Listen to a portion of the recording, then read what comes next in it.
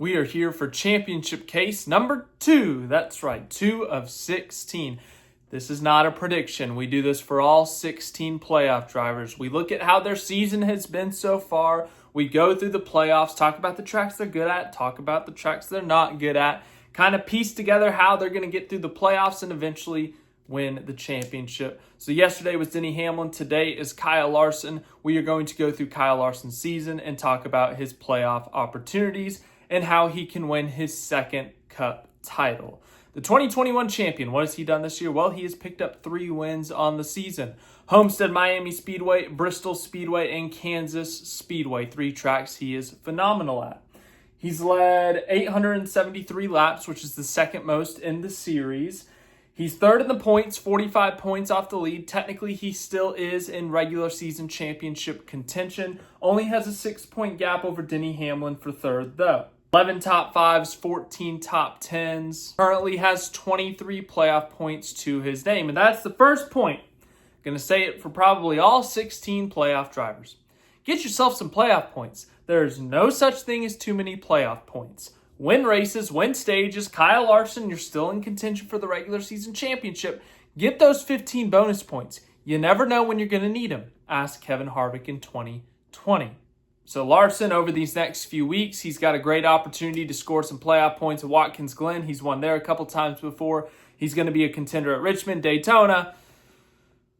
All right, well, he could try at Richmond and Watkins Glen. Let's get into the playoff schedule now. Larson, with his at least 23 bonus points, he'll probably get 7, 10, 8, 15, somewhere in that range bonus points. So he'll start the playoffs with about 30 bonus points. First round, not concerned at all. We got Darlington and Bristol in there. Bristol, pretty self-explanatory. Larson has drop-kicked the field in the face. The last 2 Bristol races, he led over 800, maybe even over 900 laps over the last 2 Bristol races. I mean, he swept the stages. He's obliterated the field. It's been borderline unfair. He could very well go out and do that again. Darlington, he only has 1 win there, the 2023 Southern 500, but he's led a ton of laps. He's won a ton of stages, so he's great at Darlington. Dominated the Southern 500 last year before late race things happened, and he kind of got put back in the pack. Briscoe was able to kind of outmaneuver him on some restarts, if I remember correctly. So Larson's great at those 2 tracks. He's going to run, at worst, top 3 at those 2 races, and with all the bonus points, that's enough. Like, we probably don't even have to look at Gateway stats, but we are. His worst finish in 3 starts there is 12th. So even if he has a bad race at Gateway, he crashes out at Gateway, he might have already won Darlington. So that first round, 0 concern. Just like Denny Hamlin, no concern for Kyle Larson in the first round.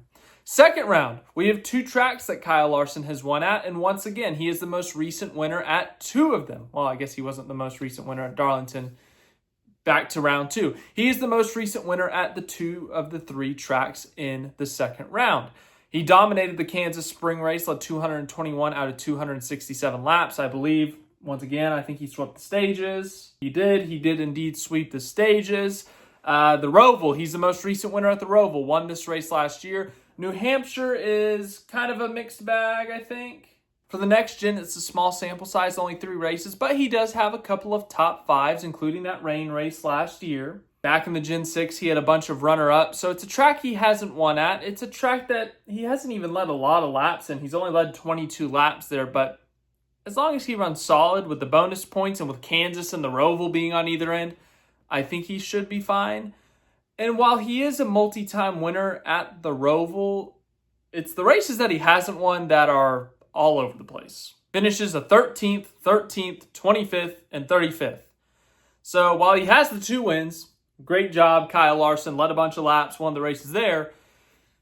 When he doesn't win, it's a bit of a mess. It's not the prettiest result. So let's say he does have a top 5 day at Kansas, ends up falling short of the win, scores a lot of stage points. He has his 30-plus playoff points. Let's say he wins Bristol again, so he has another 5 to 7. So that's probably totaling north of 80 points or so. If he has a mediocre day at New Hampshire, they run 14th or something, only scores 2 stage points, they should be good going into the Roval, and they could probably stage race at that point, just fight for stage points to survive. But if they have a disaster at New Hampshire and they got to go into Roval with having to win or something, that could be a concern. But we've seen this team with their back against the wall at the Roval before, back in 2021 during the championship run. So I trust the 5 team if they were in that situation to potentially, must win for them to win. But I don't really see it playing out that way. I think they're too good at Kansas. I think they'll probably win Kansas if we're being honest. If not, as I said, with Bristol and Darlington, at worst, top 3, leading a bunch of laps, scoring 15-plus stage points. That's going to be a really good day for them, and it's probably going to counteract a bad race if they have a bad race at New Hampshire or the Roval. So I think this round is extremely survivable for them. But as I said, once you kind of narrow that field down to 12, that's when things get a little bit more sketchy. You got a wild card in the Roval. And as I said, things can happen. But honestly, I think I feel good about this team in the second round. Third round, though, oh boy. This is when we get down to 8 people. This is when we're going to have Denny Hamlin, Kyle Larson, Tyler Reddick, Chase Elliott, William Byron. This is where we're going to have our heavy hitters, Christopher Bell. And there is one race that got added to this round that is the worst possible thing to happen for Kyle Larson. That's right, a super speedway, specifically Talladega Super Speedway. Now, the first race in that round, it's Las Vegas. We know how good Kyle Larson is at Vegas. Kyle Larson at intermediate tracks in the next gen era has been elite. He leads a bunch of laps. He sweeps stages, whether it's Homestead, whether it's Kansas, whether it's Vegas, you name the mile and a half. Texas this year, he didn't win the race, but I think he won a stage. He led 100 and something laps. These intermediate tracks, that team is the best at the intermediate tracks. So Vegas, he could very well go out and win Vegas. And then, bam, that's that. Talladega, who cares? Martinsville, who cares?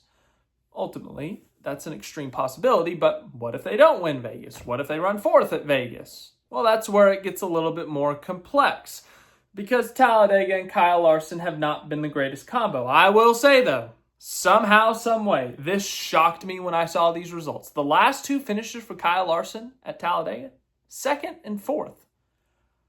I don't know how. I don't know why. But somehow Kyle Larson has back-to-back top 5s at a super speedway. That was the most shocking statistic I've ever seen. Because then when you go through everything else, this is where it seems a little bit more Kyle Larson. 21st, 15th, 33rd, 18th, and he's got a 4th there at the beginning of the next gen era. But Kyle Larson at the super speedways, it's not pretty. And with Kyle Larson's luck, he could very well crash out. Finish this race in 33rd. Collect a few stage points. Let's call it 6 stage points. Well, if they don't win Vegas and, a really good super speedway driver like William Byron, he scores a top 5 at Vegas. He scores a top 5 at Talladega. And Christopher Bell has a great day at Vegas and has a decent day at Talladega. These guys who are close to you in the playoff points, well, all of a sudden you're going into Martinsville at a deficit or maybe just even. And if this was pre-Next Gen Era, I would have been horrified for Larson going into Martinsville because his pre-Next Gen Era at Martinsville was not pretty. Well, we're in the Next Gen Era, so that's kind of irrelevant. Larson only led 106 laps in, I think, 13 starts at Martinsville in the Gen 6 era. Well, he's led over 250, and that's in 7 starts in the Next Gen Era. So Kyle Larson in the Next Gen Era has been much better. In fact, his worst finish in the Next Gen Era is 19th, and that was the first ever Next Gen Era race. His next worst Next Gen finish at Martinsville is 6th. Every other finish that he's had at Martinsville since 2022, with the exception of that first one, and of course the 6th place I mentioned, top 5. Win in 2023, a couple runner-ups. He runs really, really well. He leads a lot of laps. He scores a lot of stage points. So while Martinsville earlier in his career, in the old car, this was not his place. This was not his racetrack. The Next Gen, once again, it's not his racetrack, but it's a much better racetrack where he can score those points, where he can run up front. I think there's going to be drivers that are better than him at this race. Denny Hamlin, Chase Elliott, William Byron at times. Heck, even you could see Christopher Bell. We could see some of those guys perform better than him at Martinsville. It's a very real possibility. But simply for this round, I don't think Vegas is a must-win because he does have a lot of bonus points, but that eases everything. But I think he's got to have a top 5 at Vegas. I'm talking top 5 in both stages, top 5 in the race. Talladega is a survival game.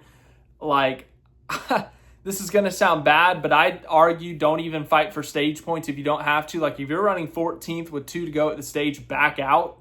Like, don't get involved in a crash you don't need to be. If you finish 18th with no stage points, I would say that's fine because at least 3 other people are going to get involved in a crash. And even if they have a lot of stage points, you'll probably be at least even with them.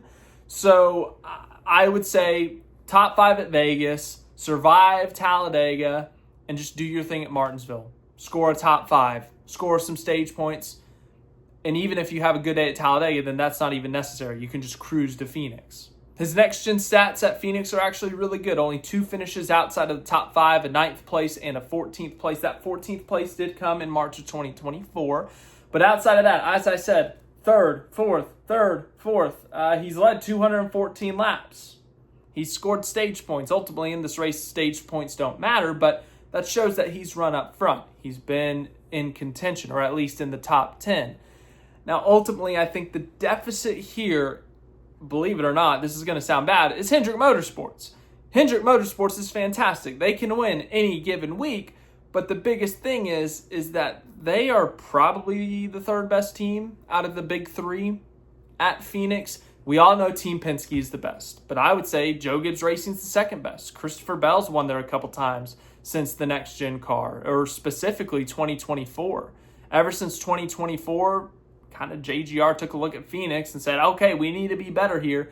Well, Christopher Bell's been phenomenal at Phoenix since then. Denny Hamlin's been phenomenal at Phoenix. Toyota across the board. Tyler Reddick's led laps at that track. Ty Gibbs, Martin Truex Jr. So I would say that's going to be a little bit of a problem. So if Hendrick found something maybe in the spring that could help them. But at the end of the day, it's Kyle Larson. It's the 5 team. If they show up to that championship 4, they have a really good shot at winning the championship. So in conclusion, to wrap up this championship case, round 1, they're fine. There's no way they get eliminated. Second round, they're more than likely fine unless there's a disaster at Kansas. But other than that, still, once again, they're fine. Third round, sketchy. It's very sketchy. Talladega's in there, which means you cannot afford a mistake at Vegas or Martinsville. Now, if you win Vegas, problem solved. You don't have to worry about it. But if you have a problem at Vegas and then you have an average Kyle Larson experience at Talladega, that puts you in a must-win at Martinsville, where 2nd or worse, not good enough. But if they get to Phoenix, they're going to have top 5 speed. They're going to be solid, but beating Penske is going to be tough. Even beating JGR. But as I said, it's Kyle Larson. It's the 5 team. They can win any given week. So championship case number 2, check. Tomorrow is Christopher Bell, so that should be fun. We only got one more this week after the Bell one. It's SVG on Friday. Then we'll kind of restack the points, and then I'll announce the schedule for next week on Monday morning. So thanks for watching this video. I hope you guys enjoyed it. I have a playlist. Go check that out if you missed the Denny Hamlin one. If you're seeing this in the way future, you want to see the championship case for Austin Dillon after his Daytona win, there you go. Go check it out.